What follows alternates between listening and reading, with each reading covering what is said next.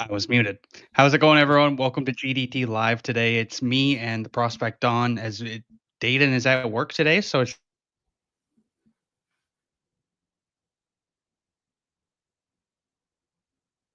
just good. So let's get into this. First of all, though, Dawn, how you doing today? I'm good, man. How are you? I keep seeing all these incredible guests coming on, so it's awesome to watch live. It's been fun. It's been fun. We got a couple big ones next week too, so looking forward to it. I saw your tweet earlier a couple hours ago about some players that you would really like for the Blackhawks. Your Nice. dream picks. We've talked a lot about Michael Misa, but let's talk a little bit about Malcolm Spence, a guy that is kind of all over the rankings, it seems. Some people have him in that 25 to 32 range. Other people have him, higher. What do you make of Spence, and what do you make of his move going to Michigan next year? I absolutely love this move, and I could talk to you for hours about Malcolm Spence. He's one of my favorite players in the entire class. I had him a lot higher on my consensus board than most people. I had him 12 in my rankings 3 months out. And the reason why is because you saw what he was doing in the playoffs for Erie Otters. He had to elevate his game a lot more because Matthew Schaefer was obviously not there. And this guy is friends and practices in the offseason with so many stars, NHL players, and everybody wants to be around him. Michael Misa was his roommate in the combine, and he kind of helped his guy out there because he said that Michael Misa is interested in going to the Sharks, which we heard Michael Misa told a team yesterday, or there was a tweet that came out yesterday that he might not actually go to the Sharks because he told a team at the combine, Michael did, that he didn't think he was going to get drafted by the Sharks. So you obviously see Spence as that guy. He's going to be a great teammate, great leader. Erie Otters didn't have the best season that they wanted because Matthew Schaefer was obviously hurt, but there was a big reason why they upset and they upset a team in the first round, and it was because it was Michael Misa, it was Saginaw Spirit. So that team was a juggernaut too, and you saw him and Martin Misiak. They were excelling with the intensity and the pace of play. And I kind of just see that translating more. We talk about Brady Martin being more of a Sam Bennett-esque. There's two Sam Bennetts, one in the regular season, one in the playoffs. I think they're talking more about the regular season Sam Bennett for Martin. But with Malcolm Spence, this guy is a locked and loaded third line player. At worst, I think that he's middle six. Going to Michigan, he's going to be playing with one of his best friends, Michael Hage, as well as I could totally see him getting drafted with Michael Misa because going to the Sharks, if that's who the Sharks take, because he also practices with Quentin Musty in the offseason. So I think Malcolm Spence is more NHL ready than a lot of people think, and I don't really see like the bust probability being as high with a player like him because of how he plays and his intensity. So going to Michigan, which is a place that I love when prospects go because they just bring out the best of players, and offensively he's going to be able to cook a little more than if he went to another program. So I really do like Malcolm Spence. He's one of my favorite players. Like I said, I could just ramble on and on about him, but yeah.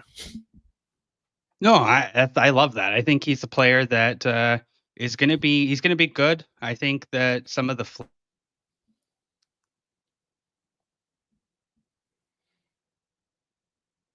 blacks, but one player I really wanted to get your opinion on here was Mhm. Roger McQueen. Yep. Let's kind of dive a little bit into him because with McQueen, he's a guy that he didn't play a lot this year. So what is it about him that's been making him so intriguing as a prospect? Well, let's go to the start of the season first. First game, he had 4 goals in the first game. He had 8 points in the first eight. After then, he hurt his back. There was a misdiagnosis. I think that there is a lot of stuff that's coming out. What is it? We don't know. And NHL teams might have medicals, but he said at the combine on June 6th that he was 30 days pain free. June 6th, I think, yeah, that's 49 days. So 49 days he could be pain free. And if it was a misdiagnosis, that's why it took him a lot longer to come back. I will say some fun facts. He has a cat named Potato. He has a sports court at his house that he always plays any kind of sport. I mean, pickleball. He plays hockey, basketball. This guy is just always playing sports. Grew up around the game of hockey. I think that 6'5" right-handed centers, like he would basically be created in a lab. And his NHL player comp for himself was Ryan Getzlaf. And when I look at what Roger McQueen did this season, he played 17 games, exactly similar to Matthew Schaefer, but he scored 20 points, 10 goals, 10 assists. I feel like the fact that Don Sweeney, who doesn't travel a lot to these places like Brandon, he went to go see him 3 times. I think that there's a possibility that this guy could go 7th overall. He is just one of the most talented and skilled players in the entire class, has insane upside because of that size. I think right-handed centers are always going to be more valued than left-handed centers, and this guy's 6'5". So he has the size. He doesn't use it as much. He's more soft skill. I feel like that's starting to become a trend with a lot of these tough players. I mean, the only one that I would say is a true power forward in this class might be Anton Frondell, and he's 6'1". Because it's not Porter Martone, who's 6'3". It's not Lyndon Lakovich, who's 6'4". Not Roger McQueen or Jake O'Brien. The only guy is probably Brady Martin and also Anton Frondell, and they're both under 6'1". Or 6'2".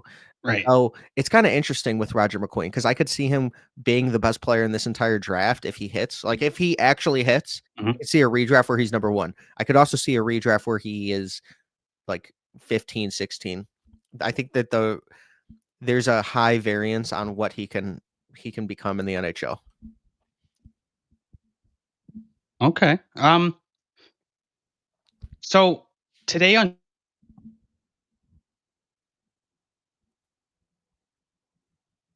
a little bit about who the hardest hitter was. Mm-hmm. Am I cutting out? Hold on. It did cut out. But then I heard hardest hitter. Okay. So I would say Brady Martin. If that was your question for the draft, definitely Brady Martin. This guy can hit like a bull. Yeah. I guess he's 185 pounds now or 180 plus. I thought he was 175. I didn't realize that he was 185. If this guy is, then I could see him, filling out for about 15 more pounds. I thought it was more than 30, but if he's already 185, then that's my projection. I think he get to 200, 205, 210. This guy has offensive skill set, but he can hit so hard. You see some of these highlights where he hits somebody very nonchalantly, or he picks up a little speed and he hits them. They're hurting on the bench for like 2-3 minutes. You can see if you watch them, if you watch some of the clips. I feel like that's something that if you play this guy in a 7-game series, you're not going to want to get hit by him, obviously. But in that 6-foot frame, it's kind of interesting. And he's 187 pounds. I just double checked. He is 187 pounds. So that is absolutely massive for him to have gained 17 pounds during the season or in the off season, because he was 170 at one point listed. So just the fact that I think he can grow a lot more, because you can see when I went to the combine, he was a smaller guy, but he was also like a ball of muscle. That is farm tough. I don't think anyone comes close to this guy. I will just preface this. Victor Eklund can take a hit more than anyone I've seen that's under 6 feet. This guy's 5'11", and he played 161 pounds most of the year. Now he's 170, but this guy was playing against men in the second league of the Sweden. This guy can take a hit. Mm-hmm. I was very surprised. Also, Anton Frondell, his teammate, the guy can lay the body, can throw hits, also very skilled. If you see him, like, shout out Tyler, because he put this into, he got me to think about this.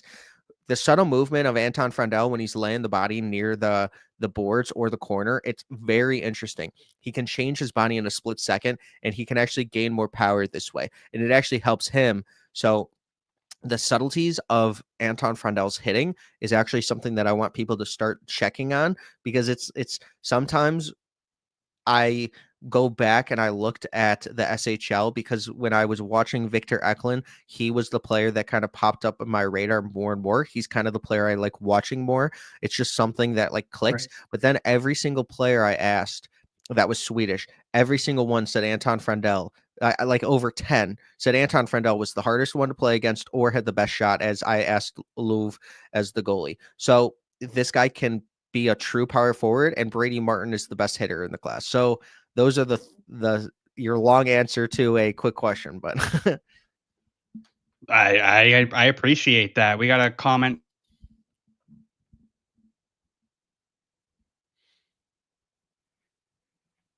from defense not showing up. What do you kind of think of? Well, it did What do cut you? it. Sorry, it did cut out there. Yeah, no. But to that question, I'd be scared to draft Martin only for the risk of the offense not showing up. I completely agree. I think that that's actually something that I think of. He is not a top 5 player based on his offensive skill set. He said Sam Bennett.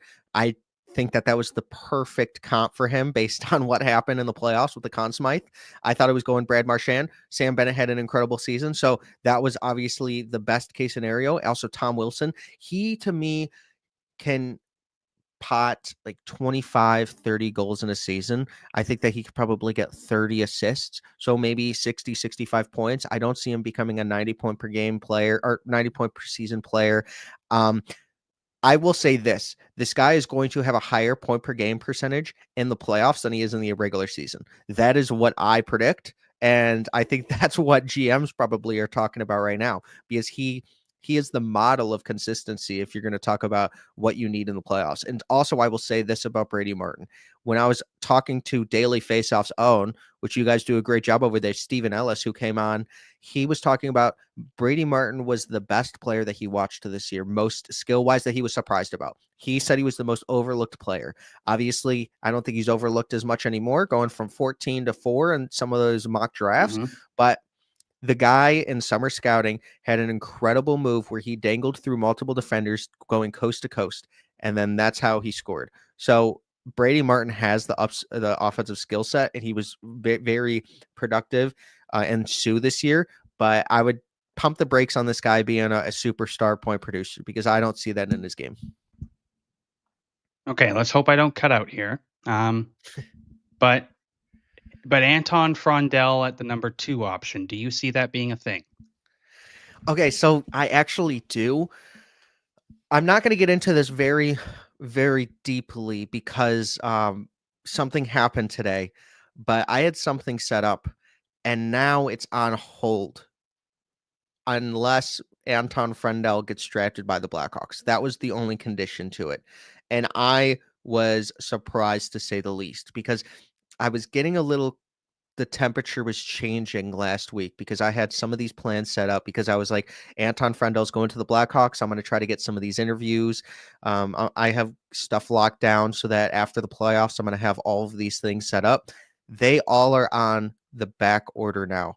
So whatever happened between now and the combine is a little interesting to me. I think that there is a super big chance Anton Frendel is the number 2 pick. When you look at Mike Greer's comments for Shang, who is incredible over there for the Sharks, one of their reporters, he asked Mike Greer on the live stream, just the press conference, Anton Frendel, Michael Misa, these are 2 guys that you like, blah, blah, blah. Can you tell me a little bit about both? The smirk he gave for Anton Frendel, I had to rewatch multiple times. I feel like I'm doing detective work, because I'm like, there was something strange with his answer. I had to keep watching it back. I was eating my my breakfast sandwich, and I was just like, I had to drop it for a second, and I was like, this is interesting. And then I was like, holy moly. And then I see that it says Anton Frendel official. My phone got like a buzz, and it said he has followed you on TikTok. So then I'm like, I have no idea if it's the real one. He has 180 followers. It's probably not. He's only following 4 other people, but I have literally no idea.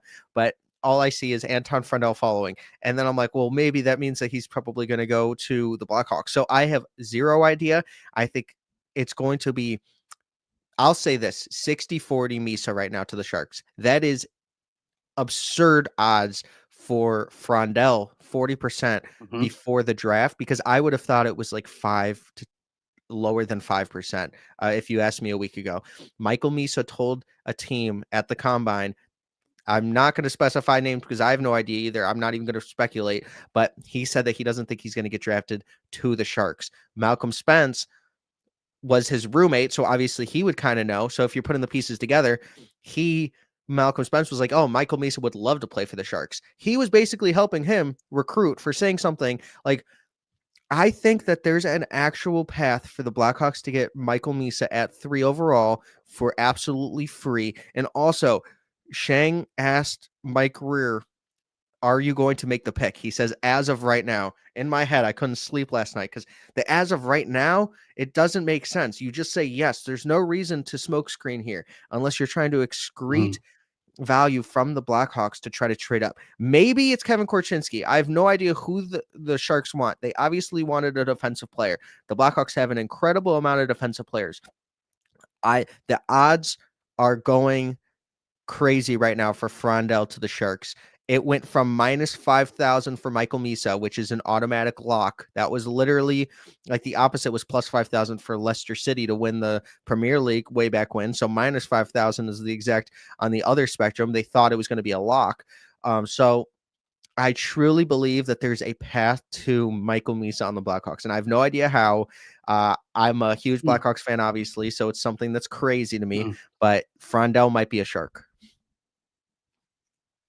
That would be crazy. Um, And I'll Barrett say this too. Oh, they yeah. William Eklund's brother, Victor, obviously for the Sharks, they've known this kid for a very long time. Obviously, they've been watching Frondell maybe even longer than Michael Misa. I've not heard anybody like say that or anything, and maybe it's not true, but you got to realize like Victor Eklund, like William Eklund's brother, they've known him too. So if you're gonna know Mhm. the best player on the other team as well with him, so I feel like they've gotten the live viewings of William with or Victor with Anton a lot more than people have talked about. Huh. I like that. That's a good it's a good way to go about that thought process. Um, I'm gonna say a player name. Let's hope I don't cut out again, but Jack Murtaugh. Yeah, I love this kid. Obviously, he was one of the first players that I rose in my rankings because I had a William Moore over him, which obviously was USNTDP teammate. I think that this guy's more of a true center. When I watched him, he kind of gave me a Dave Bolin esque feel. Like Dave Bolin, third line center, but helped the Blackhawks win numerous like playoff series. Was always great. Never going to lose a faceoff that he needed to win. And I just feel like this guy's offensive skill set with his ability to play a 200-foot game and his skating is absolutely like going to be NHL level when they get him there. So I feel like he's going to be a third line center at most. I feel like he's a third line center, just like put him in the third line center role. I don't really see him being a 2C unless he makes an incredible jump offensively. I see him really good defensively, but one of the things about Jack is just like the amount of centers that they had this year at the USNTDP level was just absolutely incredible. So they had to kind of switch him to the left wing for a little bit. He's obviously going to go to BU next year with a loaded roster. If you go to NHL Tankathon right now, like not sponsored at all, like every single player is going to either BU or Michigan. I think it's hilarious. If you like scroll down, it's BU or Michigan. So, and then obviously Penn State's got a couple of them. But like that roster is going to be absolutely nuts. And I think the thing about going to a place like BU when you just were basically a point per game player is you're going to have a significant role. Like I think Jack Pridham I believe is going to go there, a Blackhawks prospect, as well as Mhm. Sasha Boivois. So I think he could be the 1C or 2C. Um, the thing is like there's a ton of players going there, so one of them is going to be the odd man out on that third line. Could I see Jack Murtagh going on the third line there and cooking? I do, but I would rather have him be on the first line. Obviously, 6'1", 200 pounds. He can lay the body. He's more filled out than others. I really did like watching this guy all year long. I mean, during the international tournaments, I kind of like he was playing incredibly well. He's a really good leader. I think with a lot of the younger kids like Burchild and there's another one I can't think of. Like he was the guy that always could kind of took control. I thought it was going to be more William Moore. Cole McKinney is one of my favorite players who's going to Michigan. You have like so I feel like you have some potential there. We got a comment from Dayton here about Nick Lardis. What do you think about what do you think of that comment? So when I so here's the thing. I was on cloud nine with Nick Lardis because I had Hot Take Hockey on, an incredible YouTuber. Go check him out. He has like 70,000 on YouTube, always producing. And he works for Brantford and the Leafs, honestly. So shout out there. But he came on last week right before Stephen Ellis did. And I was getting like every muscle in my body was pumped up and tense because I was like, yes, he's gonna be a superstar. They thought like Hot Take Hockey was saying first, second line at least, like this guy can put up a ton of goals in the he knows he needs to work on a lot of things.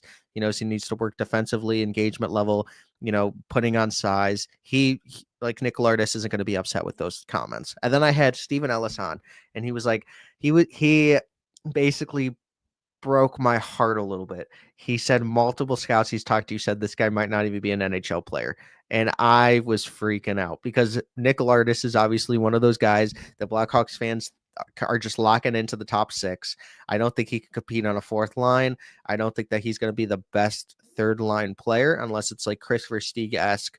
But, Nick Lardis was that guy that in our heads, it was him and Kanserov who were going to be the players that were the dark horses for this rebuild. And then talking to Stephen Ellis, he was like, he's got so much to work on. A lot of those goals, he was just standing around, which is not a bad thing. And he also said, Jake O'Brien was a godsend to this guy because I mean, those weren't his words, but that's exactly what he was saying. I just can't remember off the top of my head, but he was like, oh, he said he was lucky to have a Jake O'Brien, but Jake O'Brien was incredible on the power play with Nick Lardis. They actually didn't play on the same line majority of the season together. So when you're playing with a player like Patrick Thomas, like obviously that's going to be really good too. So he had people around him, but I'm just saying like he didn't completely have Jake O'Brien for the full year. So, but Jake O'Brien was still the best player in Brantford, and Nick Lardis scored 71 goals. So, a lot of those he was just actually standing around. And when you rewatch him, as I did majority of the season because obviously I'm a huge Blackhawks homer. I'm gonna watch the guys that I can with Instat because that thing's awesome. So Oh yeah. like I recorded every single one of his goals and I made a highlight package because I'm like I'm going to watch them regardless. So why don't I screen record while I'm watching? So that's what I did. Mhm. And a lot of them were either like he got so lucky with a breakaway. It was an incredible breakout pass and he was just standing at the blue line. It looked like when you're playing at recess in basketball and one of the like somebody gets the rebound and they just throw it to half court and you're already there and get a quick layup. That literally was kind of what it was. Or he was just standing around and then got a great shot. So I won't talk about Nick Lardis a lot, like other than that, but it is concerning Yeah. to me that the best scout, in my opinion, Stephen Ellis, who is, Mhm. great at his job, said that. And he obviously is linked up. Yeah. Steven's the best. Question from Big Willie Styles. Any prospects going to the University of Minnesota? I can't really recall any top prospects. Yeah, so it's Maceo Phillips, Okay. Jacob Bromback. They're both over 6'5". One of them is left-handed. The other one's right-handed. I think that they could be a perfect pair. Obviously, Jacob is the left-handed. Meso is right. I feel like you have a lot more upside with Jacob.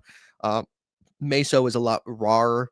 Going to give you more offensively, but I think Jacob could probably slot in right now as like a sixth defenseman in on an NCAA team. I think that he can easily work his way up to top four. Maybe he's playing number one at the end of the year, but the offensive upside just isn't there. He kind of reminds me of like not similarly, but a defensive defenseman, and like he's gonna be more of like a Nick Hjalmarsson esque in the college game where you can kind of just dominate. He's really mobile, really good defensively. I think that whenever like Sebastian High kind of brought this up to me, but when a puck is dumped in, he is really able to push off any player that's trying to get to that puck, and it's with his shoulders. So I asked him, tips of drills and how that kind of came into your game and how you molded that into your playing style, because it really is one of the main things that he does. And he said that his coaches used to like throw the pads around, they used to push him, get him stronger, it's the repetitions. So they always knew that Mhm. he was going to be really good on his skates because he was getting pushed around a lot in practice. I really like that. He was great this year. They had an incredible season with the Lincoln Stars. Um, Other than that, I really love that Minnesota is turning into a really tall defensive factory. They had it with Renzel, who came over, looked fantastic. Um, I really like this program. Oliver Moore obviously came through there. I have multiple friends that went to the school, so I got to check it out in August of 2023. So I can't say enough about this program. I think if like a Logan Hensler went here, he would probably be in the top 10 Mhm. discussion because you don't have to deal with a lot of what Wisconsin was bringing, which was low scoring games, or if they were going to win a game, it was like 1-0, 2-0, 2-1. So with Minnesota, you're going to be allowed to use that offensive skill set. And I'm excited to see both of them bring that offensive skill set in Maceo Phillips and Jacob because they're both great players. And Jacob also met with the Blackhawks. And if the Blackhawks draft him, I owe him a pint of blue raspberry ice cream. And he reminded me of that at the combine. So I really have to, I gotta get that. I gotta get that down because I think they will draft him. Okay. Dayton asks about Mason West, and he was a player I wanted to talk to you about as well. Do we have another JJ Watt in our hands here? Going to go to the NFL maybe instead of playing professional hockey? What do you make of Mason West? So Chris Peters asked at the combine, if you have a really good season, are you just gonna see that NIL money as a 3-star quarterback? Maybe he could be a 4-star quarterback if he has a really good season in his senior year, because he is a junior right now. Obviously Right. now he's a senior with like summer, obviously, so he's playing for Adina High, and that's going to allow him to really see, or people in the organization see, if this guy's going to take a huge NIL deal, which if you are a quarterback, it could honestly, I'm not saying this, but it could honestly be bigger than a 925 contract. I mean, you saw Archie Manning get over 11 million, not at a school, but just all packages together. He's probably, in the range of like 100 to 500,000, whatever it is. But a huge QB offer is enormous for NIL. If this guy is truly like that, has that good of a season, if they win a national championship, if he's the talk of the town. So I would be a little weary, even though Mason West said time and time again that he's going to stick with hockey. He loves hockey. He also said he loves them both equally. To me, that Hmm. kind of raised a red flag just because of how much I like. Obviously, you're going to go with hockey because it's the path, but like Kyler Murray got drafted in the MLB and he also took the signing bonus and then he went straight to the NFL. So he had to give it back, Right. I believe, but that still happens. I'm not going to say it's going to happen with Mason West. I really like the kid. I think he's going to be a really good prospect. The only problem is his skating. But if you're going to go full time, you're going to skate every single day. That's kind of the one thing. He's a true 6'6" and a quarter. I think that this guy's going to bring a massive amount of offensive ability once he just commits fully to hockey. It does scare me though, with injury risk, obviously, that he's going back to play football. I understand Mm. it, but I feel like if you're going back to playing football, and this is not me, this is not speculation, or this is all me, it's all speculation, but that means that he still wants to play football. That, like, if I was told I could get drafted into the NHL and I'm also good at football, but I have a possibility of getting drafted into the NHL, I'm playing every single day to get to the NHL. When Yep. you're still playing football, I think that this is going to be a discussion in a lot of scouts and organizations, because if he gets drafted into the first round, which I think he would have if he didn't play football and it was just all full hockey, then that's going to be high risk for an NHL organization. But if he gets drafted somewhere in the Hmm. 60s, could he just change his mind and say, I'm going to go to the NFL, or go try to go to the NFL? I think he could. He just committed to Michigan State for hockey in 2026, so that's a plus, but commitments don't really mean much. So, yeah, that's a great True. question. I I would say he's going to play in the NHL. I don't Yeah. know. He's a great athlete, so I think it just helps him, but it's his decision. Randy Workman asks, and I'll pull it up here. Martone might be the closest to making it to the NHL. Would you agree or disagree with that? I think if Martone's going to make it, then Misa and Schaefer make it. But so I would disagree with the point that he's the closest, because I do believe that Misa is probably the closest, and then it's Schaefer, based on Darsh's comments yesterday where he said he's going to try, because like, I don't think that Schaefer should go back to the OHL. It does nothing for him. Also, I don't think that he should go to the NHL because that's very, very scary. So, could he go to the NCAA level? I would kind of hope. Like, but the problem is, like, I would love him to go to Michigan with his boy Malcolm Spence, but it's very tough to say on Martone because of his skating. We saw him at Mhm. the international or for Canada internationally playing with players like Celebrini, Sidney Crosby. I don't think the skating was an issue. I think that he showed that he can keep up with that pace, and that was the best players in the world. So yes, I do believe that this guy is ready, and I do believe that he is close to making it to the NHL. But in this specific class, I would have Michael Misa over him just because, like, they're both in the same league. I think Martone Mhm. was much bigger. He should have been able to use his body and put up those point totals if Michael Misa was. But Michael Misa was using Mhm. his skate or his incredible skating because they're basically the opposite players, but they're both, one Mhm. has skating issues, one skates like the wind.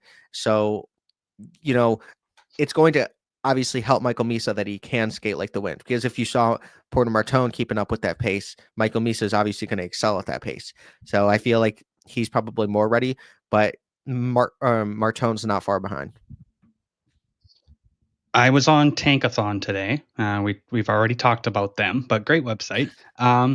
Went through some mock draft stuff, just looking.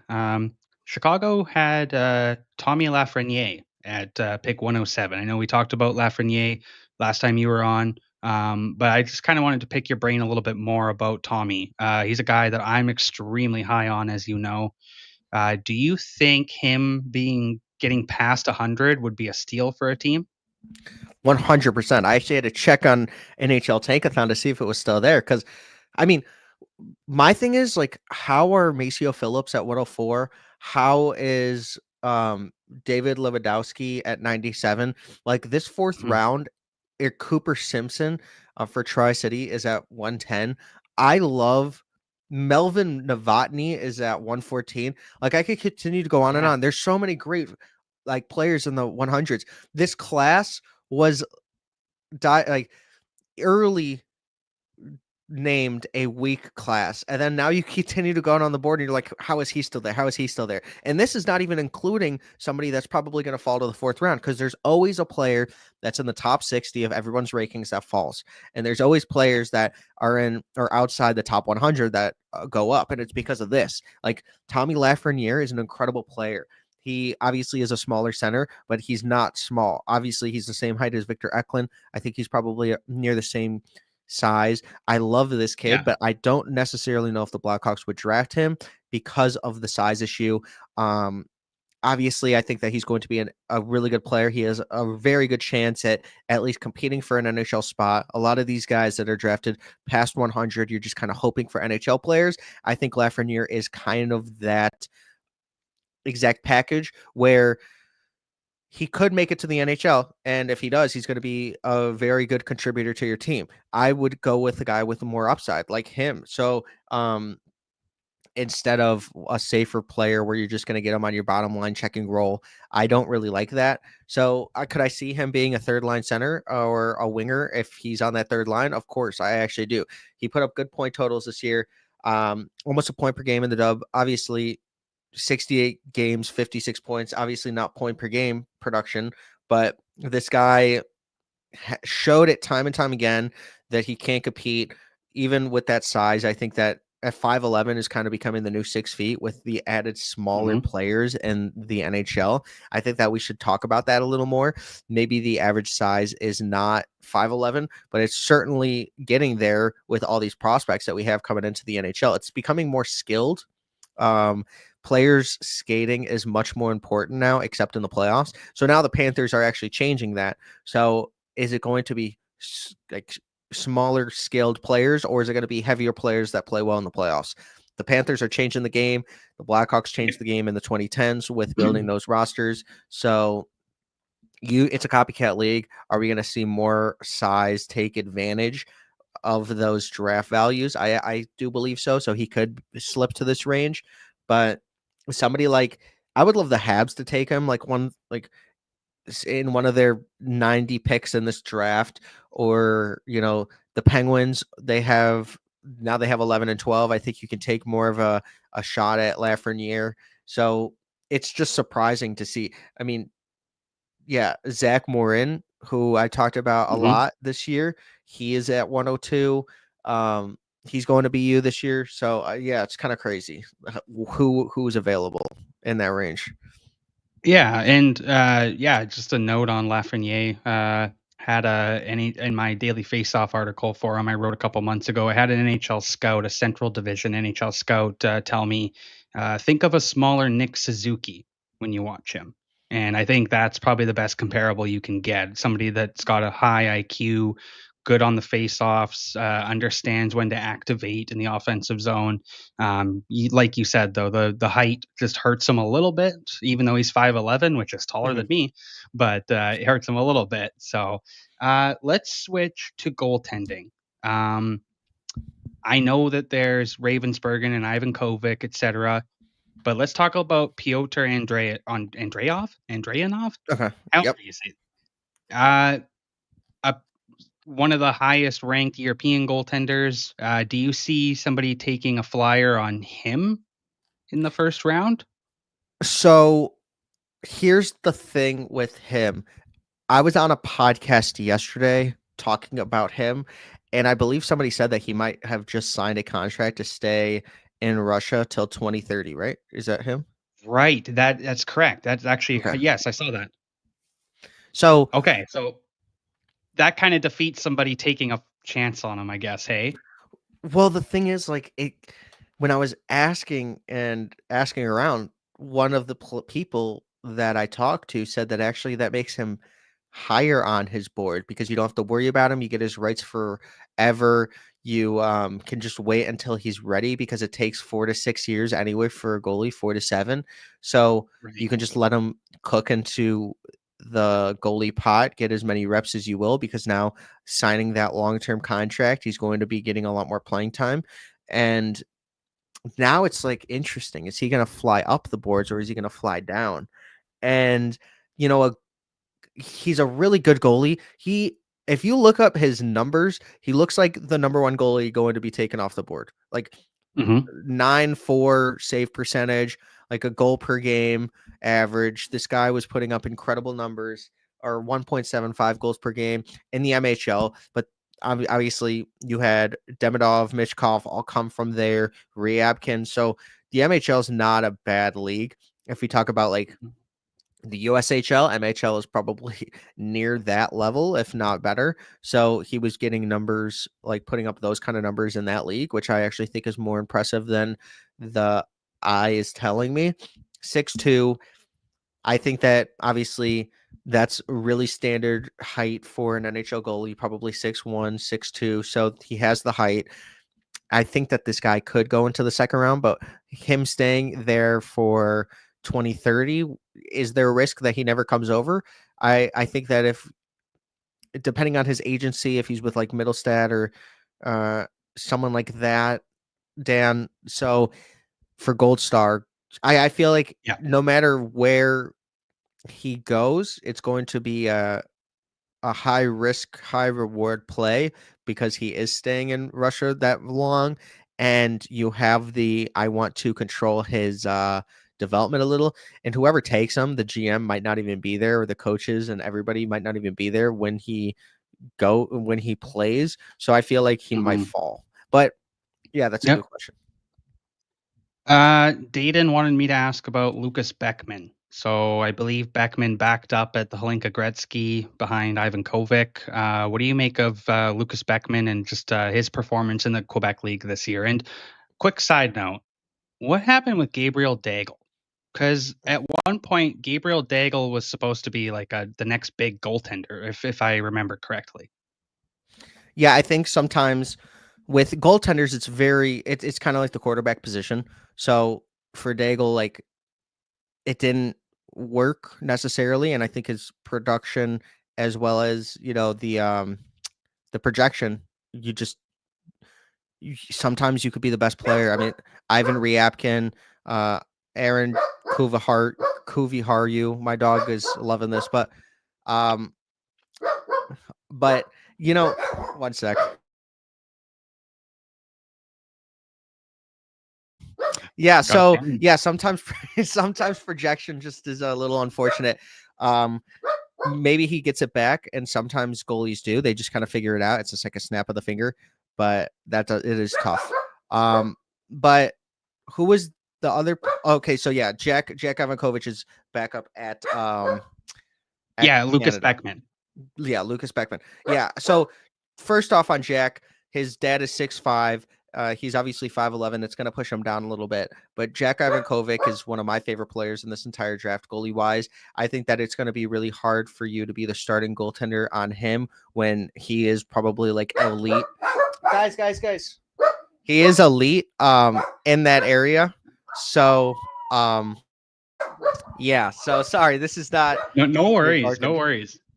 No But worries. yeah, so for Lucas, like you have a guy that he put up pretty good numbers. Obviously, it wasn't the best, but I remember watching just Team Canada was different with Jack Ivankovic there. He obviously won gold for Canada, and it was basically he put him on their back. He had to play against the 7-1 Swedish team when they beat him 7-1 with that Avengers team. So I feel like that's just, yes, the comments are rough.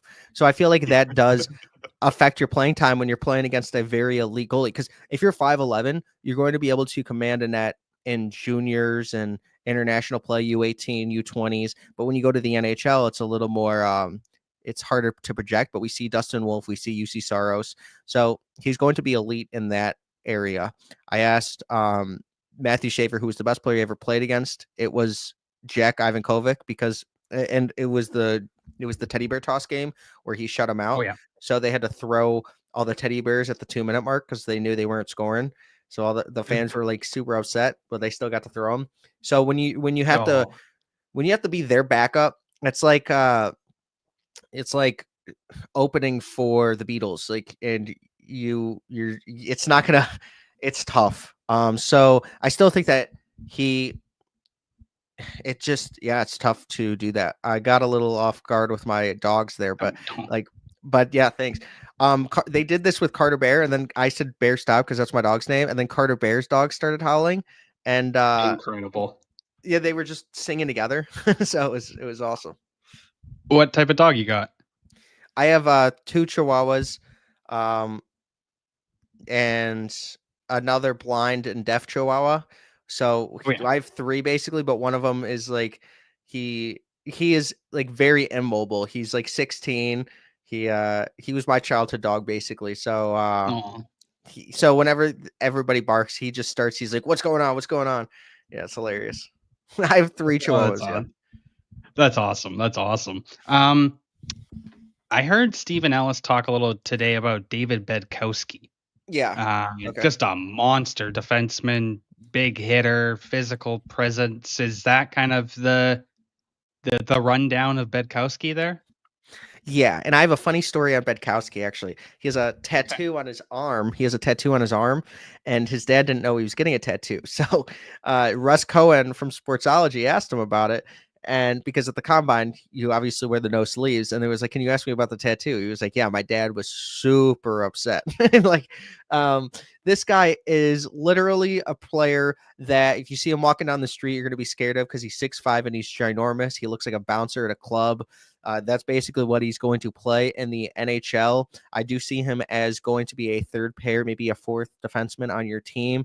I really do just like him. Played for Owen Sound this year. Like I said, 6'5", 215 pounds. This guy is absolutely massive. He was somebody I really liked talking to at the combine. When you get to pick these guys' brains, you kind of figure out like they are PR trained, but he didn't even care. He was just like he didn't. He was just like I am me. Like I really do respect that. I like that. He was making Yeah. the media laugh. Obviously, you know, the bad thing about him is he only played 35 games and he didn't really put up a lot of points, but he's not going to put up a lot of points in the NHL. So you got to see what you're going to get with a player. When you see Kayshawn Aitchison score 26 goals in the OHL and you see his big body, his physicality, but the thing is he's not going to be able to put up 26 goals in the NHL. That's Cale Makar defensively. So it's not going to be all Mhm. translatable. A guy like Bedkowski is more NHL projectable than some of these other guys in this range, and I have him as I have him as a top 50 player.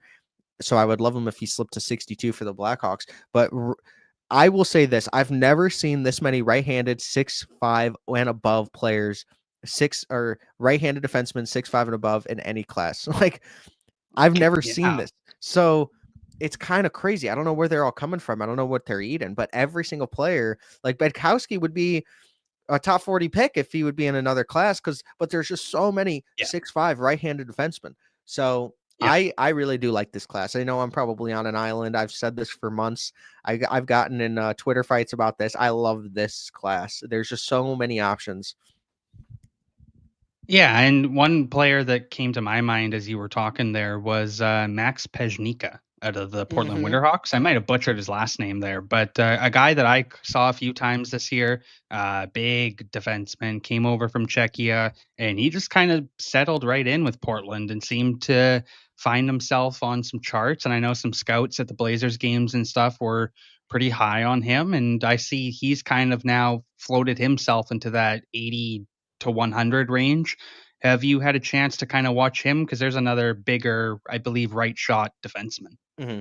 Yeah, so I think he's going top 50. Okay. I think it's I think some team is going to love this guy. He Yes. you know, when before we had a lot of people doing media on the draft or just the new generation, a lot of people were like always shocked. So like a lot of people were always shocked when I read one of the comments about the less handsome. Sorry, I have ADHD and I love reading the comments, but um I really think that's funny. But when you see like a player get drafted a lot higher, we were always shocked. Like our jaws were dropped. With Max, he's going to be able to have the hype already going in. I've seen for the last 2 months this guy getting top 60 hype, and it's because he's kind of like a Redeem Merkel light, 6'5", international, playing against men when he was younger. I think that he showed that he didn't really get a lot of playing time because he only had 24 games. I mean, it's a very small sample size, but this guy produced. He did everything you asked him to do. I think that this guy is going to like. I didn't get to talk to him at the combine, and I really would have loved to because he's one of my favorite players. But I really do think that this is a guy that's going to be drafted in the top 60. He plays really well. He's mobile, better skater for somebody that does have this rawness. I think that there's a shot that he gets drafted in the first round and everybody's surprised, like a Frolov, who's the goalie. There's a Hmm. ton of players that I think that could be picked in the first 40 picks. That surprises a lot of people, but it wouldn't be surprising to me because he has a lot of fans in the scouting community. Same with like Zarovsky. So I could see both Yeah. of those guys getting drafted higher. Z- Zarovsky was a player I wanted to ask you about because Craig Button came on the show Monday and plugged him as a player that like everybody should watch out for. And I've seen now Zarovsky's shown up on a couple people's rankings at 32 and 30. Is he a guy that he got first round potential? I okay, so I've done so many mocks now that it's just like the only thing I think about at night now. But I kind of locked him at the Canes. He's the Canes pick. Like I Okay. have no Yeah. idea how it's going to happen, but when I see what the Canes do, even if they trade back, I mean, they got Artemenov last, or they got Yeah. Nikita, yeah, last year at 50, and they traded Yeah. 27th to get like 35, 50, or whatever it was with the Blackhawks, and they got two players that I thought could have been the 27th pick. So when you got a guy like Zarovsky who you could just fall in love with, and his game is going to be able to translate really well, I have him 42nd on my list. I feel that that's just the kind of player that a team with multiple first round picks is going to take, or the Canes, because the Canes always fall in love with Okay. these guys. Yeah. Obviously, you get his rights forever, so they love that. They're not afraid to take a player from Russia. He is Hmm. more skilled, and the thing is, this guy's like on many lists. This guy's under 170 pounds, listed at 6'1". Like, and he's playing in the MHL against some men. Like, that's crazy. That's crazy Yeah. to me. A lot of That upside. is. As we kind of wind down here, you've been fantastic, man. John wants to know who the Penguins might take. Yeah, I'm very glad that you got this one up because I looked at it. I was like, I really want to answer that. So the Penguins have two first round picks now, 11 and 12. It's awesome that we get to that news popped before the 48 hours because Yep. now I had an opportunity to do like 6 mock drafts since then because I'm addicted. Nice. But here are some players that I really like for them. Obviously, I think that Brady Martin is not the type of player that they normally pick, but the Sioux connection with Kyle Dubas in 2013, obviously he's not afraid to take Sioux players. I think that he would be a really interesting one. I think that Carter Bear would be a really good fit. Lacerated Achilles, but his pro comp is Brandon Hagel. He plays hard skill, tenacious. He didn't think 2 years ago he was going to be in this position. Like I said, he has 2 dogs. They both howled when my dogs howled, so it was like we were making music. I like Lyndon Lakovich here, 6'4". When he first joined the WHL, he was just trying to dangle through multiple defenders. Then he learned how to play that full 200-foot game. If you're getting a Lyndon Lakovich, in his words, he's going to put in the work every single day to work with using his body. He's very soft-skilled, but he's basically a 5'11" forward that happens to be 6'4".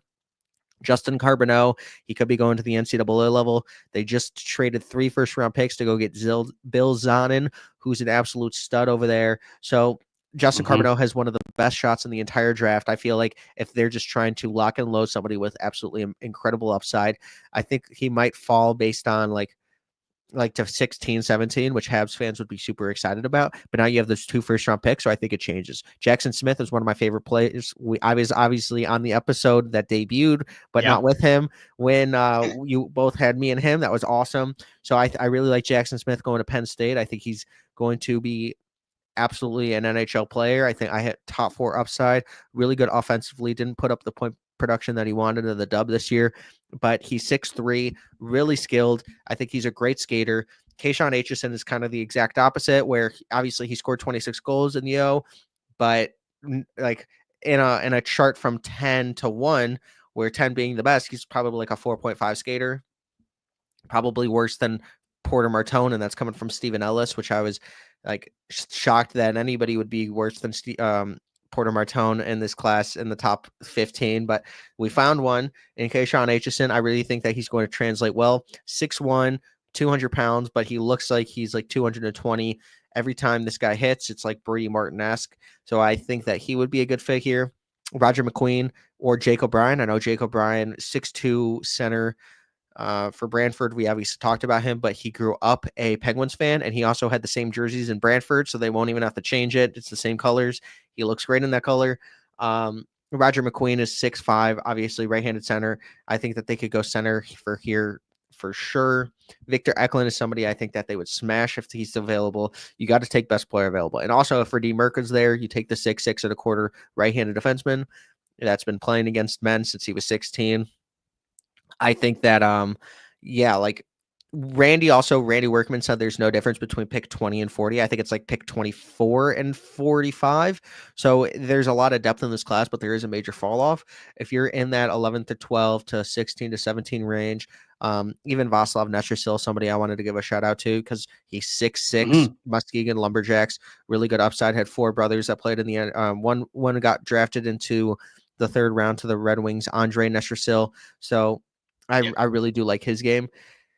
I feel like any of these players could be picked by the Penguins because I feel like if they're not moving up, they're going to move one. They're going to move one down to continue to accumulate assets, maybe in the 2nd round. So, could they pack? I will say this: I saw Cam Robinson, Scott Wheeler. I asked Cam Robinson, like, do you think Haggins and Martone are going to be a target for the Penguins if they fall? Because Scott Wheeler had said that they had looked at this before they got the 12th pick. I absolutely believe so. It's going to be a lot easier to trade up with those 11 and 12 picks. Maybe they don't pick or use both of them to trade up, but they're going to be able to accumulate more assets if they trade down to 12. Maybe they trade down like 12 to like 20, pick up another 2nd round pick or whatever it is, move up to 11 and try to go get 6 or 7 to the Bruins because you can outbid the Islanders because the Islanders obviously want Haggins. They want the Shagans, which now is Yep. at Chipotle, the Shagans Bowl, Yeah. where it's, so yeah, I feel like that would be a good option too. Uh, yeah, I was gonna ask you about trading down. Like, do you see we've heard the rumors. Montreal wants to move up. We've heard, everything that's going on here. But do you see Chicago moving on from the third pick? Do you see Utah moving on from the fourth pick? What do you kind of see happening here in the next, as we are what 48 hours away? Not or a little more than 48, but Like 52, 53, something like that. yeah, But I would say, um, I think that it would be Utah that trades down. yeah, Maybe the Habs want Desnoyers because I feel like that would be a perfect 2 seed for them for the next 10, 15 years. You go and yeah, grab him, and then Utah gets 16, 17, or whatever it is. The Habs have 7 or 8 picks in the first 82. Yeah, who's counting John? But um, they can go up and grab whoever they want. I think Desnoyers would be the absolute perfect fit for that 2C. You tried yeah. out Kirby Doc. You try to go grab Zegras, which I think is more of a right winger. But yeah, I do think the Habs need Desnoyers, and I feel like it would be a really good fit. So I don't believe the Blackhawks are going to trade out of the pick, Yeah. but say you're getting 11 and 12, I think you have to take that. Go pick up Roger McQueen and Victor Eklund or whoever it is instead of like Frondell. I think the entire fan base would be happy. But I also don't necessarily see the Penguins giving up that offer. So if they get an offer, they're going to do it. They're going to move, but it has to be something that they can't say no to. I texted Jeff Merrick over the weekend and said, "Hey, do you think Chicago would trade number 3 to Buffalo for JJ Peterka?" And I basically got a laughing react back from him going, "No, because Buffalo needs roster players. They don't need top end draft picks." And I was like, "Oh, okay." I thought maybe it was not a bad deal, but meh. I think the Blackhawks offered them that and they said no. And I'm ecstatic they said no because I don't want that. Yeah. Uh it doesn't help either team. um No. like go out and go sign Mitch Marner if you wanted JJ Peterka. Like you saved the third Yeah. overall pick. Like I don't understand why the Blackhawks would even entertain that offer. You Mhm. have a third overall pick for a reason. You're not going to be in contention. Maybe some people think that they're like they need to compete like for a roster or I don't even know like the 10th overall slot in the Tankathon standings next year. So Yeah. why would we even do that? It doesn't make any sense. I thought it was going to be Peterka and 9 for 3 and like multiple assets, Uh-huh. but I don't even think it was that. I think it was literally like No. 3 for JJ Peterka. Like I don't even think I the think so Blackhawks too.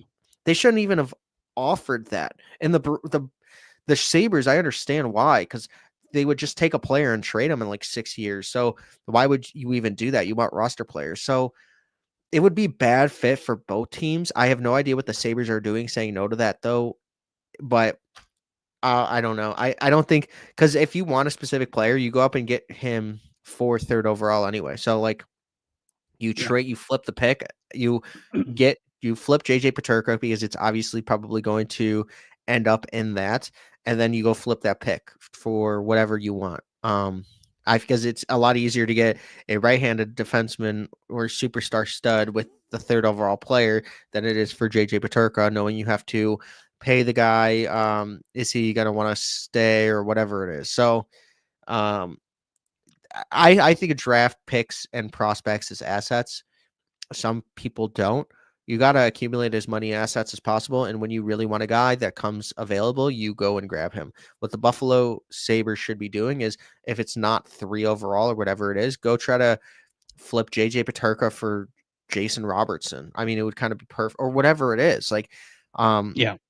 so it is interesting. And Randy said the Hawks did offer that. I do truly believe that they offered that too. And I have no I would have Mhm. been kind of depressed a little bit if that happened. Yeah. No, I can totally see that from a Hawks perspective. We've gone for an hour here, Don. You're the best man. Seriously, thank you so much for doing this. I had a blast talking with you. I've learned so much about prospects. So everyone, go check out the Prospect Don over on YouTube, over on Twitter. His links are all the same. He does fantastic work. So make sure you guys go check out his stuff. That pretty much does it for today's episode, though. We're gonna log off here. Tomorrow we have DJ Bean from What Chaos joining us, and Alex Baumgartner from Miami Sports 5. He's going to stop in and talk about the championship parade for the Florida Panthers and what it was like watching the Panthers go and win the Stanley Cup. So be on the lookout for tomorrow's episode with DJ Bean and Alex Baumgartner. And again, thank you to Don and everybody. Please go check out the Prospect Don stuff. And we will catch you guys all tomorrow at 11 a.m. Pacific time and 2 Eastern.